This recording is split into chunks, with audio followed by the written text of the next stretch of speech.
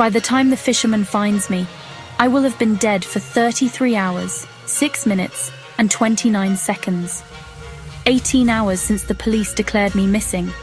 15 hours since Zoe told my biology teacher that my tent was empty, that I hadn't returned from the party we'd snuck out to the night before. Careful, quiet, every twig a possible snitch. It was exhilarating, our hearts pounding, the smell of pine and seaweed thick in the air, and the moon a perfectly curved sickle. Zoe held my sweaty hand and didn't let go until we'd passed the tents and joined the others by the lake. The music on someone's phone was turned down, just low enough for us to make out Billie Eilish's raspy voice. One of the guys offered us a beer, kept cool in the pitch-black lurking water. I remember thinking I couldn't tell where the lake ended and the forest began. The first article published by a local newspaper reads, "Promising high school student missing after night swim in lake." Shortly after, the Water Rescue Service and Fire Brigade take over the search. Dogs comb the area, their noses trailing through the damp earth. A human chain forms, people moving slowly through the woods, eyes scanning for any sign of me. Even a helicopter hovers overhead, its whirring blades slicing through the heavy, charged air. The search drags on for hours, stretching into the twilight, yet the woods remain silent. The police begin to ask questions. When was she last seen? What was she wearing? Had she been drinking? Did she seem out of character? Angry? Sad? Suicidal? No, and no. She was singing, she was dancing, she seemed happy. When the fisherman finds my body, miles away from where I was last seen, certainty sets in. The autopsy reveals a hematoma on my head and purple spots behind my ears. The coroners examine the water in my lungs and confirm that I wasn't dead before entering the water. I died by drowning. My classmates are questioned again. Zoe claims to have left early, while I stayed behind with her twin brother Tom, who has been in love with me since middle school. Tom's behavior strikes the police as odd. He insists he barely spoke to me, despite people seeing us leave the party together for a few minutes. When my body is examined, traces of Tom's skin are found on my clothes, trapped between the fabric layers. Still, Tom sticks to his story, perhaps because the truth would embarrass him for some reason. Or maybe he's just afraid of the questions that would follow, and the scrutiny that might come with them. Tom is right, in the broadest sense. We really only exchanged 3 or 4 sentences that night, but only because Tom's mouth was otherwise occupied with me. I had enjoyed every second of it, and looking back I wish I'd given him a real chance. But I was too worried about what other people might think. So as usual, I brushed him off, leaving him to walk away from the party feeling hurt. Cassandra insists she heard Zoe and me arguing that night, just before Zoe headed back to the campsite. According to her, we were fighting over Tom. Of course she would say that. What else would 2 girls argue about if not a boy? Cassandra even claims that Zoe pushed me, though Zoe denies it vehemently. She denies discussing Tom at all, insisting it was about something else, something that wouldn't come to light until much later, when our biology teacher became a suspect. But Cassandra holds firm to her version. The thing about Cassandra is that she's always been a shadow, the kind of girl whose name teachers forget after 2 weeks of spring break. Kelly, Cindy, Carrie? Something with a C, though, right? So when she finally gets the chance to talk to the police and be part of the investigation, she jumps at it.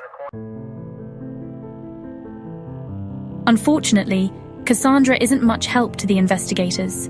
She leaves the party at 2 a.m., just 40 minutes before I die, leaving me alone with a group of guys who've brought along some tranquilizers.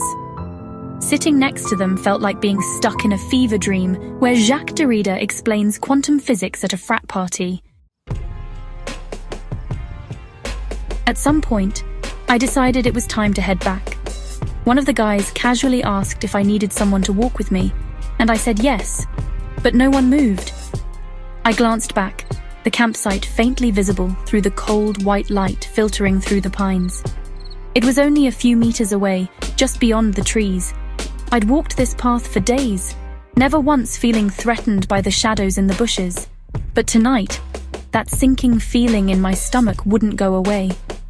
Still, I refused to be that girl, the one who got scared at every creak in the dark, the one who needed someone to hold her hand for a few steps.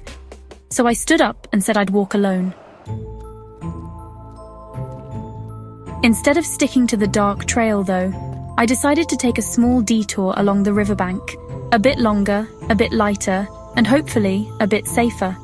One of the guys told me to text him when I made it to my tent, but when I didn't, no one even noticed. 16 days after my death, suspicion begins to shift toward our biology teacher. Devin, one of my classmates, reveals that he had felt ill that night and went looking for the teacher's tent, only to find it empty. Soon after, the teacher's behavior takes a strange turn. He starts making inconsistent statements that don't add up.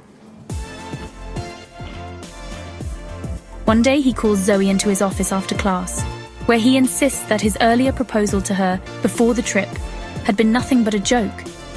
She understood that, right? It was sarcasm, he says, claiming that what he really meant was that if she wanted to improve her grades, she should consider attending a tutoring service. And this is where Cassandra steps in for the final time. She confesses that she visited our biology teacher after the party, and that they went to the boathouse where, according to her, nothing bad happened. He was just there for me. The biology teacher is immediately suspended, but the case against him has nothing to do with mine, as Cassandra's alibi clears him.